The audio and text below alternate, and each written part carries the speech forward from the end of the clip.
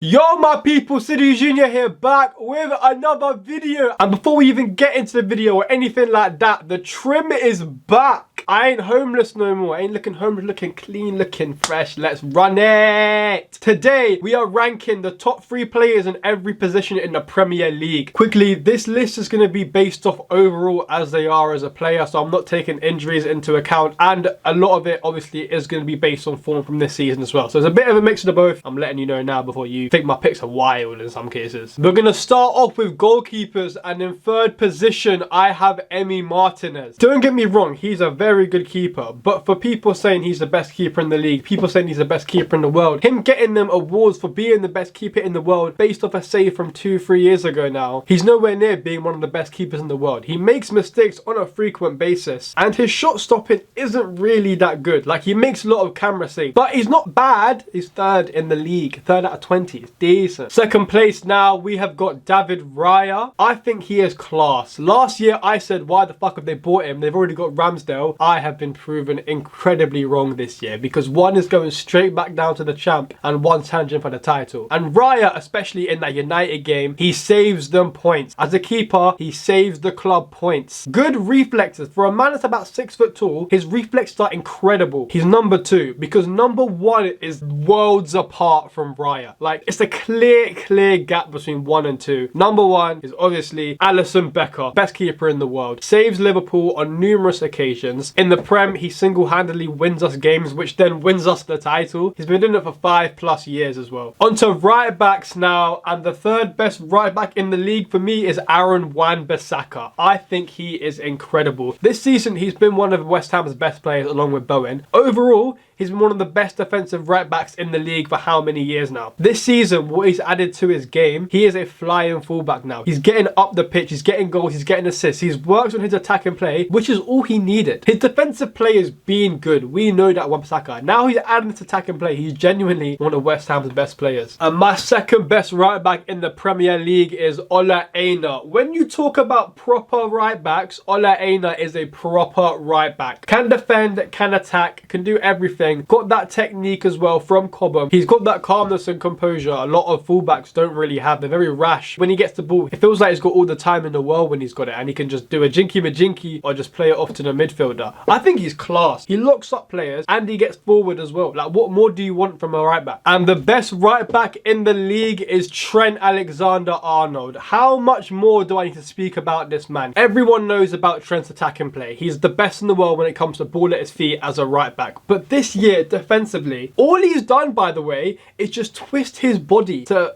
face the man. That's all he's done this year. It's not like he's been a rock at the back, that kind of stuff. All he's done is twist his body, and now he's better at defending one-on-one. But Trent Alexander-Arnold, best right back in the league, best right back in the world. There's no one better than him with the ball at their feet. He is immense. He drives us forward. He is a game winner from right back. On to centre backs now, and I haven't done left centre back, right centre back. That's gay. I've done 3 centre backs, all right? None of this 6 business. Yeah, just 3. Straight up. And the third best centre back in the Prem is William Saliba. William Saliba's good. He's very good. This season, he hasn't been William Saliba. You can have an off season, I understand it. But from what I've seen from him this season, it isn't the same calm and composed William Saliba. He looks more scared on the ball. Like, when he's getting pressed, he isn't the same just take it round and play it. He looks a bit more scared, a bit more rash, which you wouldn't really suspect from Saliba. Of course, he's still amazing. That's why he's third best in the Prem. And number 2, I have gone for Gabriel, his partner. People say Saliba's better than him. I think Gabriel has been better than him this last 18 months, I would say. I think Gabriel has been a better defender than Saliba. More important on set pieces. He's coming up with important goals for them this year. And defensively, he's been solid. He is commanding that back line. He is their leader. He is their captain. As a defender, as a centre back this year, I think Gabriel has been better than Saliba. I think he's just stopping way more attacks. He's stepping out a lot more into the play. That's why I think he's been better than Saliba these last 18 months. And number 1, the best centre back in the league, is it even a surprise? It's Virgil van Dijk. Calmness personified.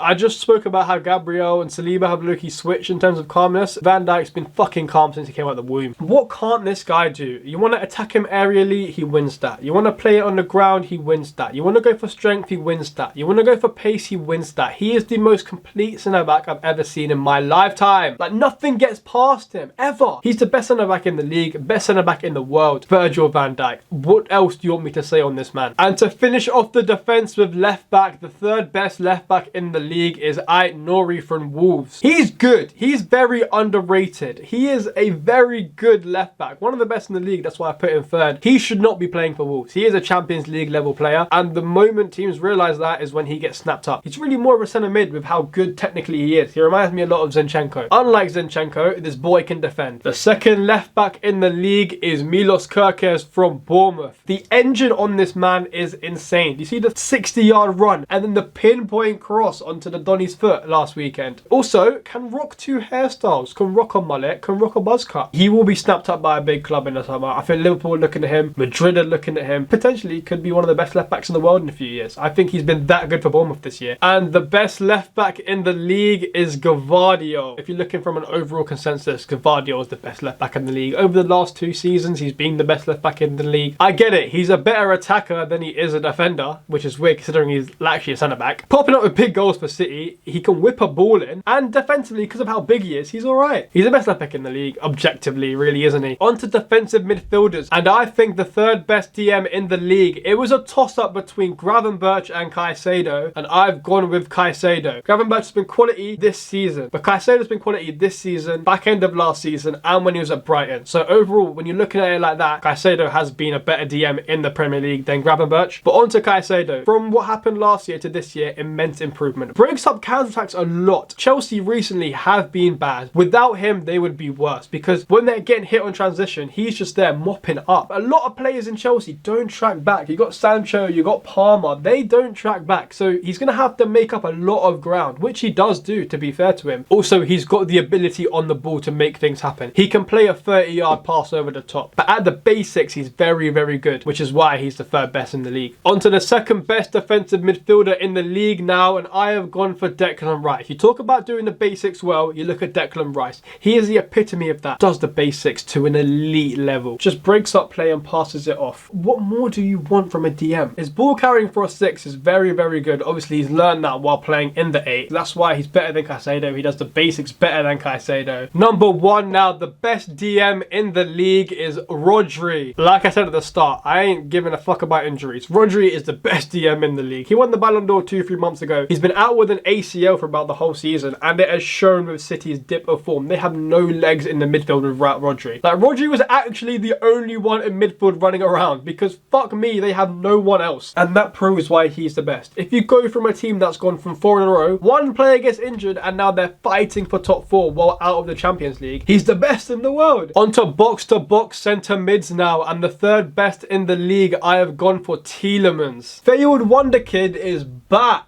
Arguably their most important player this season, dictates their tempo, and when they want to play well, they play through Tielemans. It's as simple as that. This year he's kicked the fuck on, and he has been incredible for them this year. Scores important goals, controls the game, breaks up play, everything you want from your box to box. The second best box to box player in the league, I have gone for Bruno Guimaraes. I was surprised when Newcastle got him a few seasons ago. I think he was destined for a bigger club from Lyon, but Newcastle got him, and look what he's done to their team. He's made them a top 4 challenging team. A lot of Newcastle players have said in interviews they get onto Bruno G a lot when he makes mistakes in the game. The players know it. If they want to win a game, it's going to come through Bruno G, because he's the one that makes things happen in that team. The best box-to-box player in the league is Alexis McAllister. Talking about underrated, this man right here, Alexis McAllister, I think is the most underrated player in this league. He's the best midfielder box-to-box in this league. He's got everything you want from a box-to-box midfielder. He's got the grit, he's got the determination, he's got the defensive prowess. He can fucking pick a pass out. Oh my god. He's like a 10 playing as an 8. He's ridiculous. His vision is incredible. I think he's the best 8 in the league. Everything you want from an 8, he performs at an elite level. He does it in the Champs. He does it in the World Cup. He does it for Liverpool in the Prem. What more do you want? On to attacking midfielders now. And for the third best in the Prem, I have gone for Morgan Rogers. I know I've just thrown this whole video out the window when I've been saying this. Oh yeah, overall. But from what I've seen from him this season is better than from what I've seen from any other player that was was in my head. For a man that young, no one shrugs him off the ball. I don't see this man get bodied off the ball once. The technical ability, City Academy. I'll say it once, I'll say it again. Look at the tech on all these men that came from City Academy. He's big, he's strong,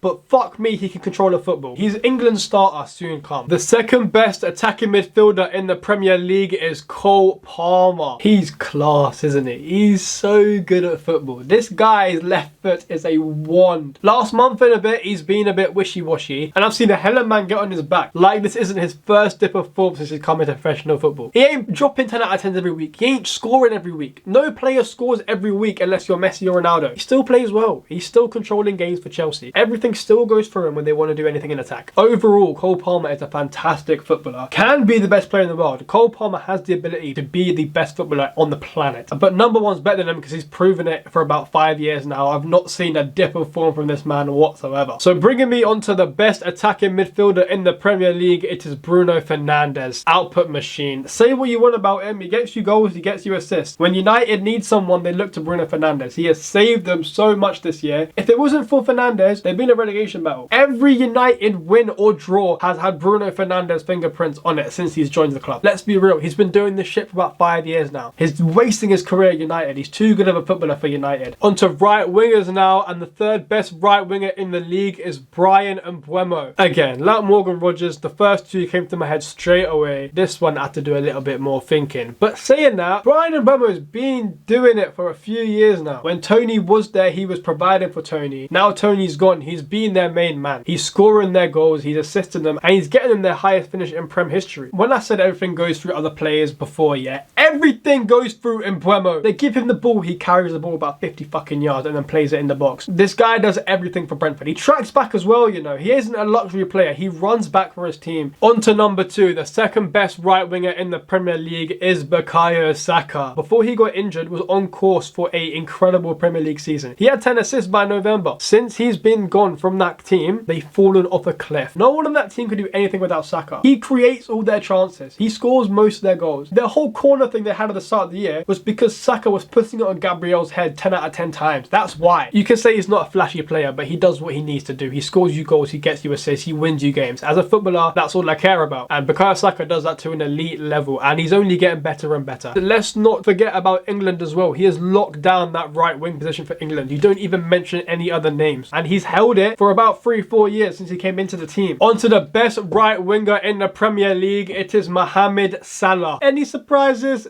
Didn't think so. Mohamed Salah is the best right wing in the league, best right wing in the world, best player in the world right now. His season this year is incredible. For a 5'4" man, he is holding up 6'7" players. It's ridiculous. And he's still Salah. He still cuts in on that left foot. He still shoots top corner and it still goes in. This year, he's in his playmaking bag. Them Trivela passes, just hits, no misses. Without Salah, we would be nowhere near the Premier League title. Like, I know a lot of people have been saying, oh, Arsenal bottled it this year. The guy they're coming up against is on a Ballon d'Or charge. Like, what else are you going to do? If they had all their players fit, Salah's on a Ballon d'Or charge. There's nothing stopping him from winning this Prem this year. On to left wingers now, and the third best left winger in the league, I've gone for Cody Gakpo. Wow, wow, wow, wow, wow. This season has been a wild one for Cody Gakpo. I wanted him sold in the summer. I wanted him gone from our club. But fuck me, I now want him starting on the left for the next 3 to 4 years. He's been that good. On the left this year, he has literally not dropped from a 7, 8 out of 10 every single game. He does the exact same thing. Cuts on the right, shoots across goal. You know he's going to do it, but you can't stop it. Cody Gakpo has been the third best winger in the league. I think his output's been better than most wingers in the league. I think his performances have been better than most wingers in the league. That's why I've got him third. And he's better than Diaz. On to the second best left winger in the league right now, and I have gone for Anthony Gordon. Quality player. Quality player. Only gets better year on year. He's still only 22. He's a main man in that Newcastle attack. He is a reason why they're fighting for Champions League. I'm probably going to get Champions League this year. He's been one of the best wingers in the league since he's gone to Newcastle. I think his quality. He's kept Harvey Barnes at the team, which is no easy feat. Considering when he signed, you'd probably say Harvey Barnes was a better player than him. There's no way in hell Harvey Barnes gets in over Anthony Gordon right now. On to the best left winger in the league. It is Marcus Rashford. Let's not be silly, guys. Look at Marcus Rashford's catalogue of career. He scored 30 goals in the Prem off the left 2 seasons ago. He had an off season last year. This year it didn't get played. Since he's getting played, he's been Villa's best player. He is making things happen for that Villa team. Marcus Rashford on his day is the best left winger in the Prem. Let's be honest. And since he's gone back to Villa, he's been the best left winger on the Prem. People have this hate for Rashford. Cool, whatever. But As a footballer, he is ridiculous. Finally, onto strikers now. The third best striker in the league is Ollie Watkins. 15 to 20 goals a season. Bags man. Can score with the left, can score with the right, can score with his head. Can link up play as well. He's not just a finisher. Gets a lot of assists in a season. Look at the last 18 months. He's been quality. He's been a reason Villa have got far in the Champions League. He's been the reason they got in the Champions League last year. It wasn't Ollie Watkins' year last year. Got England to the final in the Euros. Big moments. Ollie Watkins does step up. And that's why he's the third best striker in the league. The second best striker in the league now, I have gone for Alexander Isak. He can play off the left. He can play through the middle. There's a reason why everyone in the fucking world wants him and why he's been quoted at 150 mil. Because he's that good. It's not just Prem tax. He is that good. He creates chances out of nothing for Newcastle. If it wasn't for him, Newcastle would be nowhere near that top 4 race. Isak's finishing is insane. He can pull out any type of finish. On to number 1, the best striker in the league. I have gone for Erling Haaland. I mean, his first season he came in, broke the record. His second season, won the Prem again. Third season, people are saying he had an off season. He's still, I think, on 20 goals or 19 goals in the league this year. How are you having an off season and having a 20 goal season? How good do you have to be having an off season and you're still on 20 goals? I get it, as a footballer, maybe you don't like him, but as a pure 9, what do you want your striker to do? Score goals. There's no one better than Erling Haaland. If City gave him ball to feet more, you would see a better player than what you currently see. But those are my ratings for the video, who I thought were the top 3 players in every position. Did you agree? Did you disagree? Probably disagree, seeing all my comments recently. Hope you enjoyed. Like, share, subscribe, all of that. I'll see you in a bit and love.